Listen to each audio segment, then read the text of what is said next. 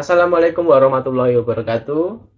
Kami dari kelompok 2 ingin menjelaskan implementasi jaringan syaraf tiruan dengan metode EPOH tentang prediksi cuaca. Saya sebagai perwakilan kelompok 2 ingin menjelaskan anggota kelompok 2, yaitu Ahna Fatah, NIM 003, Kevin Alfian 004, Nuki Ari Wibowo 026, dan Arif Nur Alfianto 032. Cuaca adalah perilaku yang terjadi pada atmosfer yang berhubungan dengan suhu, tekanan udara, dan lain-lain, yang berdampak langsung pada aktivitas manusia. Pada suatu wilayah, cuaca bisa berubah dalam hitungan menit, jam, hari, dan musim. Jenis-jenis cuaca meliputi hujan, panas, salju, angin, dan badai. Sedangkan pola cuaca dalam jangka panjang dan dalam rentang wilayah yang cukup besar bisa disebut dengan iklim. Peramalan adalah perkiraan tentang sesuatu yang akan terjadi pada waktu mendatang, yang berdasarkan pada data yang ada pada waktu sekarang, waktu lampau, dan waktu yang lalu.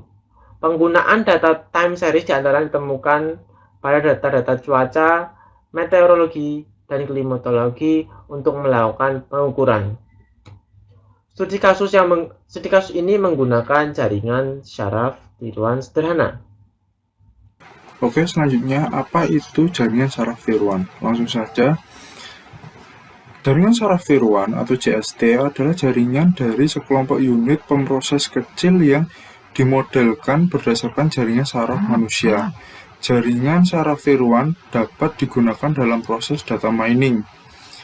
Dengan karakteristik jaringan syaraf tiruan, terutama informasi tentang aturan yang terkandung dapat diprediksi dan dijelaskan dari data.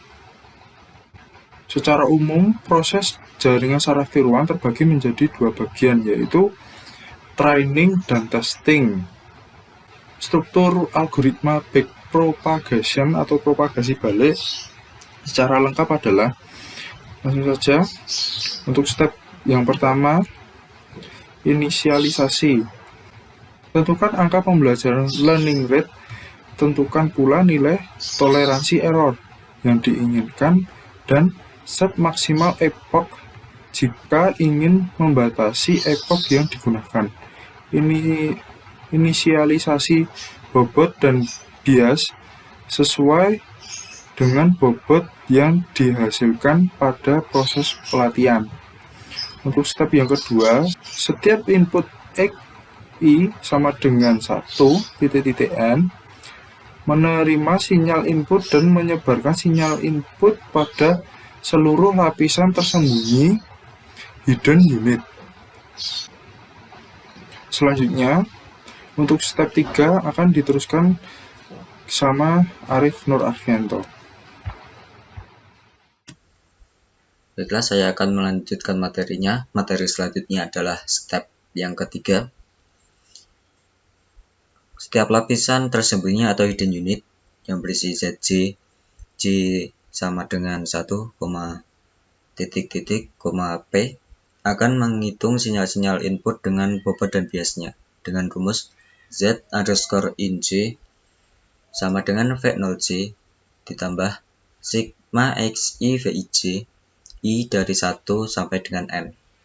Fungsi aktivasi untuk menghitung sinyal outputnya yaitu dengan rumus ZJ sama dengan V0J plus sigma XI VIJ I dari 1 sampai dengan N. Kemudian dengan menggunakan fungsi aktivasi yang telah ditentukan, diperoleh sinyal output dari hidden unit tersebut dan mengirim sinyal tersebut ke semua unit lapisan di atasnya atau lapisan outputnya. Lalu untuk step keempatnya adalah setiap unit output yang berisi YK, K sama dengan 1, M akan menjumlahkan sinyal-sinyal dari lapisan tersembunyi atau hidden unit dengan bobot dan biasnya dengan rumus Y underscore INK sama dengan W0K plus sigma ZJ WJK J sama dengan 1 sampai dengan N.